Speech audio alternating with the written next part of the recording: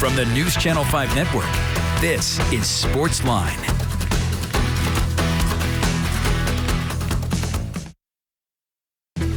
All right, good evening, Nashville. Welcome to SportsLine here on News Channel 5 Plus. I'm Jon Burton, filling in for Steve Lehman, who is in St. Louis tonight with the Belmont Bruins, calling their game tonight against St. Louis. We'll, of course, have highlights of that game for you coming up at 10. A lot going on tonight. A lot of games in progress of local interest. The Preds are in Detroit as we speak, taking on the Red Wings, looking for a win there. Texas Tech. Tennessee, the men's basketball team, taking on Texas Tech right now at Madison Square Garden in the Jimmy V Classic. We'll keep you updated on that. We mentioned Belmont. Vanderbilt men are also in action, so plenty going on this Tuesday night as we speak. Coming up at 8:15, we're going to talk to the voice of the Tennessee Titans. Our good friend Mike Keith will join us. Titans, of course, set to return from the bye week. They'll be back home Sunday at noon. Against the Jacksonville Jaguars as they look to break their two-game losing streak, get back on track here. And, of course, a lot has changed as the Titans were on the bye week. The New England Patriots have gotten red hot. They won their 7th straight game last night in Buffalo, 14-10 over the Bills. So they have the best record right now in the AFC. They have the top spot. They would have home field advantage if the season were to end today. And, of course, they hold a tie-breaking edge over the Tennessee Titans because they beat them head-to-head just a couple of weeks ago. So for the Titans, they're going to look to get healthy, look to get some guys off the injured list. They did get Kevin Byard off the reserve COVID-19 list today, so the Pro Bowl safety looks to be on track to play on Sunday against the Jaguars. They can certainly use him. So the Titans, of course, beginning the stretch run of the season. 8-4 record right now, losers of 2 straight. And, of course, they've turned the ball over 9 times in their last 2 games, so they'll look to improve on that. We'll talk to Mike Keith about that and everything going on with the Tennessee Titans. Again, he will join us at 8:15. Till then, your phone calls are always welcome. Anything you want to talk about, Titans, Preds, college football playoff, it's all on the table. And speaking of college football, well, the first season for new Vanderbilt head coach Clark Lea coming to an end a couple of weeks ago with the loss at Tennessee. Vandy finished 2-10 on the season. No wins in the SEC. And for Clark Lea, certainly a rough first year, but he's looking for bigger and better things in year 2 and beyond. Late last week, Coach Lea held his final press conference of the season. We're going to listen to some of that right now. You've got guys who could come back for 6 years potentially. You've got just all sorts of red shirt situations there. I know Chris Pierce is a guy who could potentially take another year. You've got some offensive linemen who could take a 6th year. Where are you in terms of knowing who may and may not come back for a 6th? I think we have a good indicator that of who's back. I mean, the team's training, it's the discretionary week. So, they're already starting work towards year 2. But yet there's some decisions yet to be made that, I'm meeting with guys and working through it. And that'll probably be, I would imagine, solidified over the next, couple weeks before we break for the winter. It seems like the ground is constantly shifting. But what I know is the team that returns will be ready for the task at hand and energized for it. And then, the areas where we'll have turnover in our roster will be healthy too. And, just because someone's not back doesn't mean that they weren't great contributors for us. And, I celebrate that. And yet I think, for anything that's new, it's about bringing that new growth in and giving that new growth room to grow and develop on the field. So we'll work through it. It's definitely a different time in the landscape of college football, but all positives. Bobby? Yeah, Clark, what are your plans in terms of potential, staffing changes, including possibly offensive coordinator? And I guess how have you gone about evaluating that? Well, right now our focus is on recruiting, to be honest with you. It'll be kind of a 2-week sprint here to the early signing day, and we're kind of all working in earnest on that. we'll address the staff and all that is entailed there.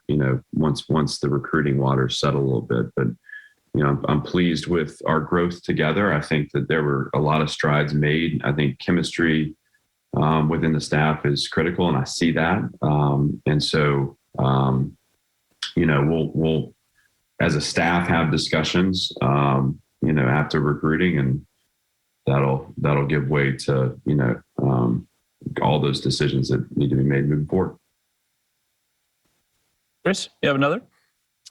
Yeah, to follow up on what Robbie asked, how do you evaluate that? Because I know that there were some units that didn't perform the way you wanted to perform. Sometimes that's talent, sometimes that's coaching. You also have got several positions and coordinator spots that if you make a change somewhere, you're looking at kids on the team that are playing for a third, fourth, fifth different coordinator or position coach. So how do you evaluate just the continuity aspect? And again, most of that's beyond your control, but how does that factor into the equation when you're looking at that kind of change or not making a change? I think you're targeting in on something that is critical. And I want to say that from my certainly sometimes your staff turnover isn't within your control. But from my vantage point, when you have underperforming units, you're going to look and say, okay, where is it that we need to improve the fundamental technical development? Where is it that we need to improve the teaching and communication? Where is it that we need to improve the skills? And to me, it's a targeted approach to development, no different than we have with our players. A staff is an interlocked,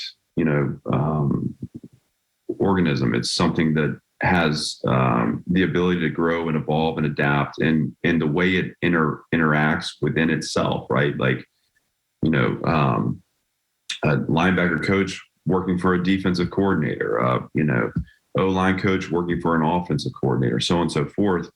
Developing those relationships and that experience together compounds growth within the staff. And so I don't see it as, I will never see it as a situation where, you when you have issues, you look for the escape hatch. To me, it's where you have issues, you address them, you work to grow together, and you work to push evolution for the position coach or within the position room that allows for the advancement. But what I do know is the more that you can keep language the same, the more that you can deepen interpersonal relationships.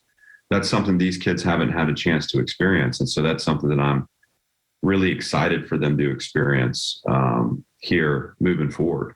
I can tell you that my fourth year at Notre Dame was one of my favorite I've ever had as a coach, just because my guard was down. We had such depth of relationship, that it was fluid always, and it just makes it fun. So we want to create that here too. And not that we didn't have issues, we'll address those, but we address them with the mindset of development, just like we do with our players. Robbie? Yeah, I guess now that you've had a chance to look at the full season and evaluate and everything like that, what, how active do you expect to be in the transfer portal? Do you think you could take maybe more guys than what you would do normally just because of all the roster movement and, needing to build up from a 2-10 season?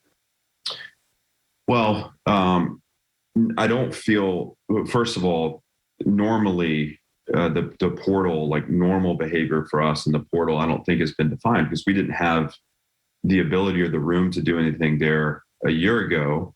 And I will also say that, when you look at sustained growth or building to sustained growth, you're still looking at a high school player being valued a little higher from a standpoint of in 2 years, they'll be hitting their stride for year 3 and year 4. The transfer portal sometimes is a 1-year transaction, could be a 2-year transaction, but not that there's not value in that. But for me, the formula within this program and the patience required and the discipline required here is to understand that, that high school player is going to be a 3rd, 4th, and 5th year player in this league that we can develop in our systems that gives us the best chance at putting the best team on the field to compete at the highest possible level. So to address your question specifically, we will absolutely look at the portal as a way to strengthen depth, as a way to support areas that we feel like need support. And yet the focus is going to be first on stocking that freshman class with what we feel like is talented players that can impact change immediately, but also can develop into high-level SEC performers. How the balance of that is to be determined, right? We're working through that now, and it's all recruiting. So even the transfer portal is about recruiting too. We got to recruit division. We have to show where the need is, and through that process, we'll put this roster in the best shape we can. Go. Yeah, Clark, following up on that, on the portal, the idea of, obviously you want to have, 4 and 5 year players and have that foundation. Do you feel like it's become more difficult to, maintain, recruiting classes over that duration because of the portal in the past few years? Like, how does that enter into the equation for you?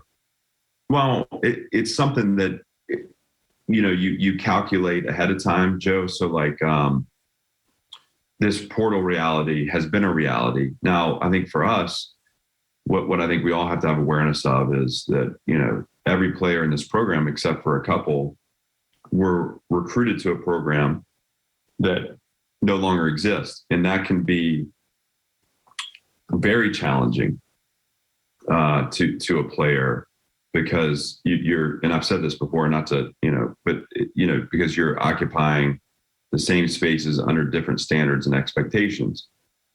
So naturally, your retention rate adjusts accordingly.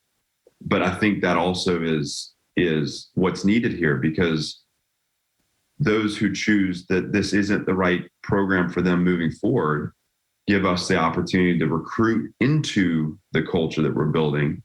And then those who have identified that this is exactly the place that we want to be. And I want to make this drastically different enough so that there is a line of choice, that nucleus of team is so strong that, you start to grow, the program towards its vision. And so retaining players is a huge thing. I think that's about a positive coaching environment. I think that's about energy, enthusiasm, spirit. I think that's about them stepping into this building every day, feeling like they're getting an experience that's moving them towards their long-term goals in football. They're around coaches that have that enthusiasm for craft and for shaping and building a craft. They're in schemes that fit their skill sets, and we're asking them to do things that they feel like they can do. They're in a weight room, a strength program where they see physical gains and speed gains. And then, again, how this program interacts with our campus. There's a great relationship here between Vanderbilt football and the Vanderbilt University, and how we build the best student athlete experience in the country. That focus, we're still working through that, right? So, but that focus is what allows you to retain people. They believe if there's a vision, if there's a. All right, what Clark Lea, Vanderbilt football coach, just ending his first season at Vanderbilt, had to say at his season-ending press conference late last week. We may get to more of that later on this week, perhaps later in the show as well. Time for our first break, though. When we come back, we're going to talk to the longtime voice of the Tennessee Titans, our buddy Mike Keith. We'll talk all things two-tone blue as they get set to come off their bye. We can get ready to host Jacksonville this Sunday at Nissan Stadium. Stay with us. SportsLine continues right here on News Channel 5+.